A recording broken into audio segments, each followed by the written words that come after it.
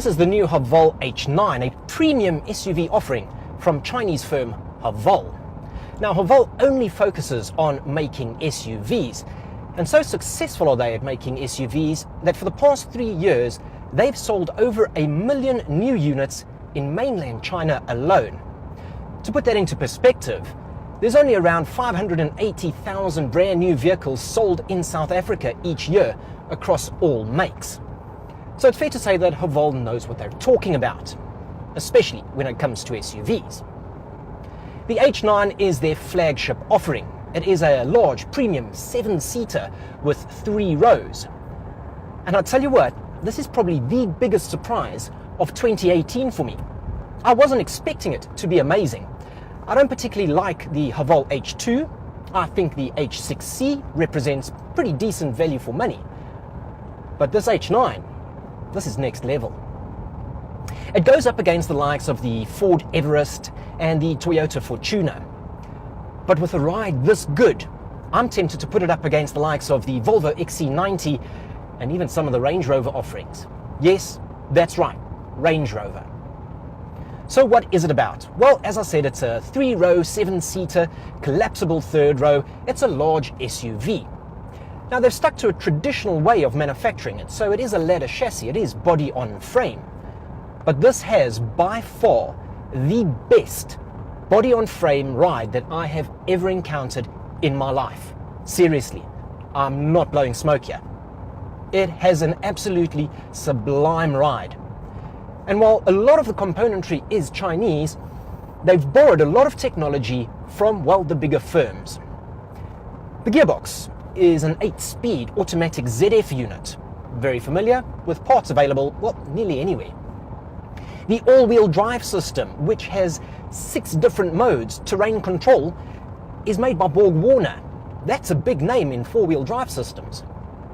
It has safety systems. There's hill descent control, there's hill start assist, there's a traction control, and these are all developed and manufactured by Bosch. So there's no cutting corners here. And you can definitely see that they haven't cut corners because it is a phenomenal vehicle. The fit and finish of everything rivals the best out there. The plastics actually really feel amazing. Yes, there's a few cheapy plastics in places that you're not supposed to be touching, but the bits that you are touching, they feel phenomenal. The seats inside, artificial leather. No cows were harmed in the making of these seats, but they are electric with memory function. They have ventilation, they have massage function, they've got memories. It's pleasantly surprising. There's good infotainment and good tech inside here as well. So we've got an 8-inch touchscreen infotainment system. It's a little fiddly to use. It's not the most intuitive one or the most well-rounded, but it's paired to a relatively decent Infinity sound system. There's great safety. There's driver and passenger airbags. There's side airbags as well as curtain airbags for all occupants, all the way down to the back. There's climate control, dual zone up front with another zone at the rear, 3-zone climate control.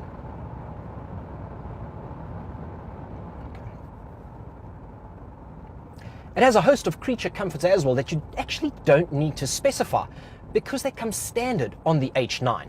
Please remember that all of this comes standard. So we have adaptive lighting, auto leveling and cornering assist. So if you're heading up an uphill, it's going to adjust them accordingly. It's got wireless charging in the center armrest here. It's got a full panoramic sunroof and there's mood lighting in the interior. And all of this is standard. There's more than ample room in the back, and that 3rd row is surprisingly usable.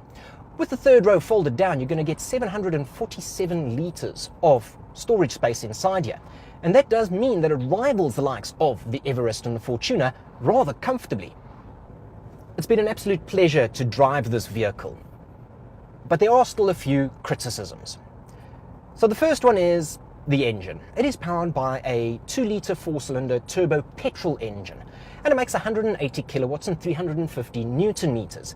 Now, this seems fine and looks great on paper, but the body weighs 2.3 tons, so it is a little lethargic. They claim 10.9 litres per 100 on the open road, and combined cycle, I'm sitting with 15.1.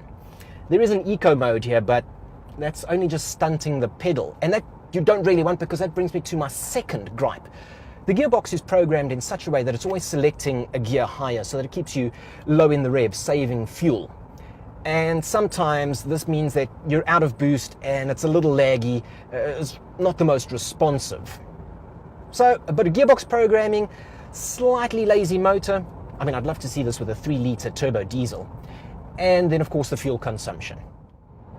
And all of these are rather excusable when you consider the price. I put a friend behind the wheel of this vehicle, not telling him the price, but giving him the spec level. He came in about 300,000 Rand more than what this vehicle is worth. He put it round about the 1 million Rand mark. And it doesn't come in there, nowhere close. 600,000 Rand.